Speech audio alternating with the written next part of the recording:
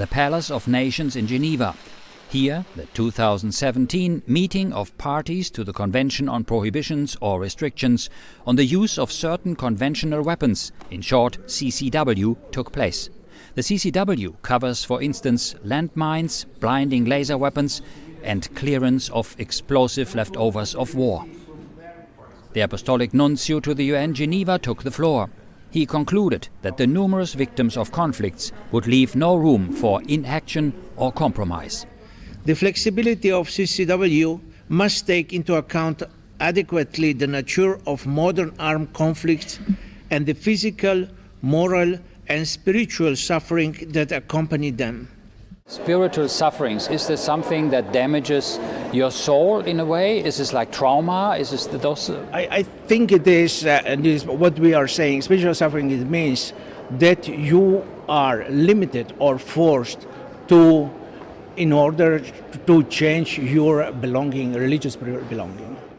The illusion of a clean war is in stark contrast with the reality of dramatic, immediate and long-term humanitarian impact of the use of explosive weapons in populated areas. Now, are there any wars that are humane, civilized or dignifying? Does this exist? War is always tremendous defeat of humanity, and Holy See considers that any agreement, even if not sufficient, even if not complete and perfect, is much better than no agreement.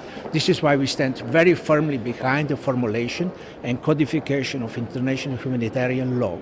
The Holy See emphasized the repeated use of incendiary weapons, meaning weapons that use materials such as napalm, thermite, magnesium powder, or white phosphorus. In this regard, the Holy See wishes to reiterate that beside the fact that the use of weapons must comply with the rules of international humanitarian law, it is the use of incendiary weapons, together with the magnitude of their effects on people, that should be regulated or prohibited, regardless of the purpose for which the weapons are primarily designed.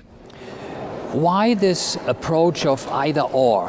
Why not just flat out asking for a prohibition? Every participation in the meetings like this is a little bit of compromise for the Holy See and puts us in difficult situation. Certainly, the idea, the papacy, the Pope is clearly against, against. There is no doubt. It's something can be done, but not the others. So it means even compromise, adapting, moderating is better than nothing. And this is exactly what we have to do. The church must think of people. When you see picture of children crying and mothers hurrying around, and this is the concern of the church. And we have to do that. And this is why, let's say, when we participate, and our participation is, encouragement of everybody to move toward the right direction. And hopefully the mankind will be able to reach this point. I think it's also a very difficult or a challenge for you as a priest, as a Catholic priest, to sit in meetings where people basically talk about war and how to fight war in this way and the other. But with your presence, you try at least to help to minimize the sufferings wherever possible. And also we have to stand behind very strictly, that what we do is not a standard procedure. We do not speak as many others. The others speak in terms of pragmatism, in terms of things, of result.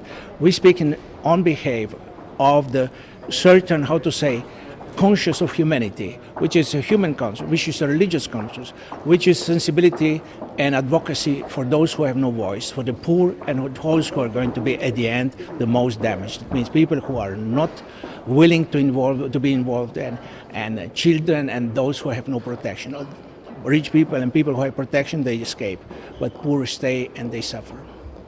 Nuncio Jurkovič and his delegation hope that substantial progress can be made next year, so that a common ethical and legal framework based on the dignity of the human person can be established.